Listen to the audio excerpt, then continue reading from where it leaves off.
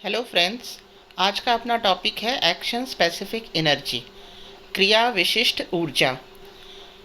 इस कंसेप्ट को लॉरेंस ने प्रतिपादित किया और लॉरेंस ने इसमें science stimulus, इनेट releasing mechanism, action specific energy और फिक्स्ड एक्शन पैटर्न के मध्य इंटर रिलेशनशिप को समझाया। जैसे किसी भी कार्य को करने के लिए ऊर्जा की आवश्यकता होती है, उसी प्रकार फिक्स्ड एक्शन पैटर्न को करने के लिए जिस ऊर्जा की आवश्यकता होती है उस एनर्जी को कहा जाता है action specific energy. Fixed action pattern के प्रदर्शन के लिए जिस ऊर्जा की आवश्यकता होती है उसे कहा जाता है एक्शन स्पेसिफिक एनर्जी।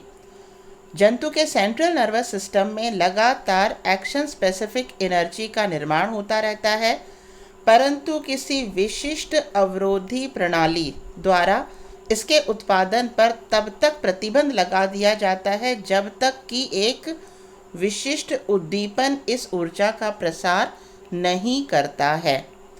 अर्थात जब तक विशिष्ट उद्दीपन नहीं मिलेगा, तब तक यह जो एक्शन स्पेसिफिक एनर्जी जो बन करके स्टोर हुई है सेंट्रल नर्वस सिस्टम में, ये रिलीज़ नहीं होगी।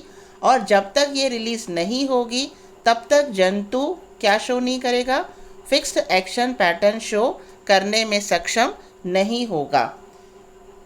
इस चीज़ को और क्लियर समझाने के लिए लॉरेंस ने 1950 में साइको हाइड्रोलिक मॉडल या फ्लश टॉयलेट मॉडल के द्वारा इसे समझाया। ये फ्लश टॉयलेट मॉडल है जिसके द्वारा लॉरेंस ने एक्शन स्पेसिफिक एनर्जी और फिक्स एक्शन पैटर्न और इनेट रिलीजिंग मैकेनिज्म, साइंस स्टिमुलस, इन चारों के मध्य इंटर रिलेशनशिप बताया। यहाँ यह बताया है कि ये रिजर्वॉयर है और यहाँ लगातार नल है, नल में से लगातार पानी आ रहा है। तो ये बता रहा है कि लगातार एक्शन स्पेसिफिक एनर्जी का निर्माण हो रहा है और निर्माण होकर के वो एनर्जी सेंट्रल नर्वस सिस्टम में स्टोर हो रही है। जैसे यहाँ लगातार पानी की बूंद टपक करके ये पानी स्टोर हो रहा है, तो उसी तरह से एक्शन स्पेसिफिक एनर्जी का लगातार निर्माण हो रहा है और वो सेंट्रल नर्वस सिस्टम में स्टोर हो रही है। और यहाँ पर है ये वल्व और स्प्रिंग। तो ये वल्व और स्प्रिंग जो हैं ये इनेट रिलीजिंग मैकेनिज्म का कार्य करते हैं और ये पुली के द्वारा इसके साथ एक वेट लगा दिया गया है और ये वेट जो है ये साइंस स्टिमुलस का कार्य करता है। अब हम इस प्रोसेस को समझते हैं यहाँ पर कि जब यहाँ पर्याप्त मात्रा में वेट होगा, तो यहाँ से ये स्प्रिंग जो है ये कॉन्ट्रैक्ट होगी, दबाव पड़ेगा और ये वल्व ओपन हो जाएगा। इस वल्व के ओपन होने से एनर्जी रिलीज़ हो गई और एनर्जी रिलीज़ होने से क्या हुआ, फिक्स्ड एक्शन पैटर्न, यानी ये पानी जो है ये टैंकर में से, रिजर्वॉयर में से बाहर आ गया। तो पानी का बाहर आना क्या है, फिक्स्ड एक्शन पैटर्न। और इसे अभी तक रोक किसने रखा था, इस वल्व ने। लेकिन जब इसे पर्याप्त मात्रा में साइंस स्टिमुलस मिला, यानी पर्याप्त मात्रा में वजन यहाँ टांगा गया, तो ये जो इनहिबिट रोक रखा था, ये रोकने वाली प्रक्रिया यहाँ से रिलीज़ हो गई, हट गई। और हटने से क्या हुआ, यहाँ से एनर्जी रिलीज़ हुई और फिक्स्ड एक्शन पैटर्न संपन्न हो गया, यानी पानी आ गया। ठीक है। लेकिन एक बार किसी विशेष कार्य को प्रदर्शित करने के लिए इस ऊर्जा का अगर कंज्यूम हो जाती है, यानी एक बार यह टैंकी का पानी पूरा ख़त्म हो गया, तो उसके बाद में साइंस स्टिमुलस कितना भी स्ट्रॉन्ग हो, लेकिन यह फिक्स्ड एक्शन पैटर्न संपन्न नहीं होगा, क्योंकि उस जंतु में उस फिक्स एक्शन पैटर्न करने के लिए जिस ऊर्जा की आवश्यकता थी वो ऊर्जा पूरी क्या हो चुकी है, कंज्यूम कर ली गई है।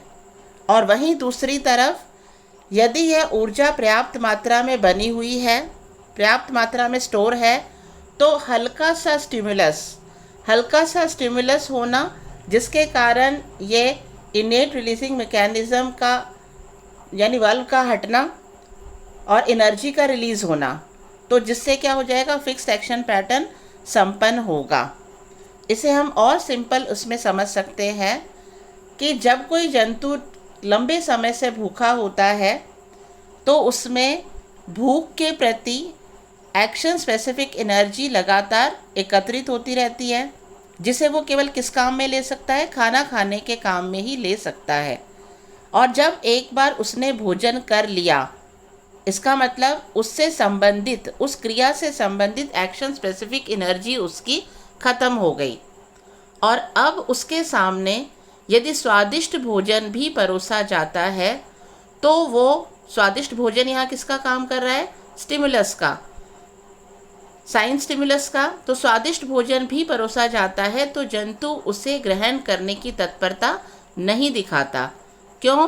क्योंकि अभी खाना खाने से संबंधित एक्शन स्पेसिफिक एनर्जी उसमें कंज्यूम हो चुकी है। लेकिन जैसे जैसे समय निकलता जाता है, एक्शन स्पेसिफिक एनर्जी लगातार बनती रहती है और कुछ समय बाद प्राणी जो है वो विशिष्ट ऊर्जा के प्रति फिर से क्या हो जाता है? तैयार हो जाता है।